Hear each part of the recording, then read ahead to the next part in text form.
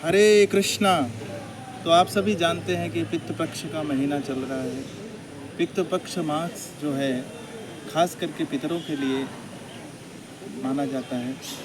किस प्रकार से जो पितृलोक के निवासी हैं, जो पितर हैं, उनका उद्धार किस प्रकार से हो, तो ये हमें जानना होगा कि भगवान भगवत गीता के 9वें अध्याय के 25वें श्लोक में कहते हैं, यान्ति देवव्रता देवान् पित्राणि यान्ति पितव्रता भूतानि यान्ति भूतेज्या यान्ति मद्याजिनोऽपि माम।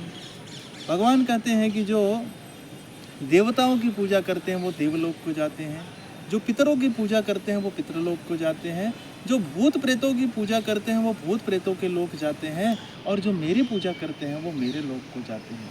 यानी भगवान का जो लोक है, वो जो भगवान का जो धाम है, गोलोक धाम, गोलोक धाम ऐसा धाम है कि एक बार अगर कोई व्यक्ति गया तो पुनः जन्म न विद्यते, फिर से वापस वहाँ से आने की कोई आवश्यकता नहीं है उसको। नहीं तो यहाँ पर आ ब्रह्मा भुवना लोका पुनरावर्तिनो अर्जुन मामुपेत्य तु कौन्तेय पुनर्जन्म न विद्यते।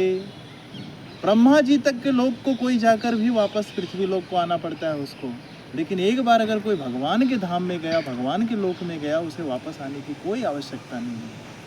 तो इस पितृपक्ष में हमें ऐसा क्या करना चाहिए जिससे हमारे पितरों को भी भगवान का धाम मिले, जिससे फिर वापस वो इस संसार में लौट कर ना आए।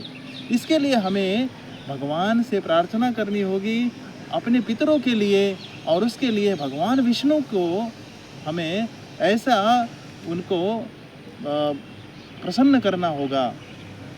एक व्रत रखकर, अनुष्ठान रखकर जो भी हमको पितरों को तर्पण करना है, सब भगवान विष्णु के माध्यम से हमें उनको तर्पण करना चाहिए।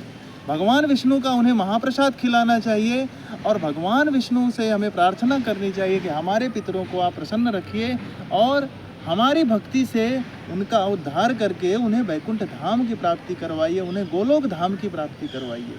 ये सबसे सुंदर प्रार्थना होगी हमारे पितरों को, यदि हम उनका उद्धार करवाना चाहते हैं। तो पितरों के उद्धार के लिए हमें नियमित रूप से इस मास में भगवान के पवित्र नाम का जप करना चाहिए। पितरों के लिए अपने घर में साधु संतों को बुलाकर भगवान के कथा का श्रवण करना चाहिए, और अपने घर में ब्राह्मणों को बुलाकर भगवान विष्णु को भोग लगाकर ब्राह्मणों को भोजन इत्यादि करवाना चाहिए।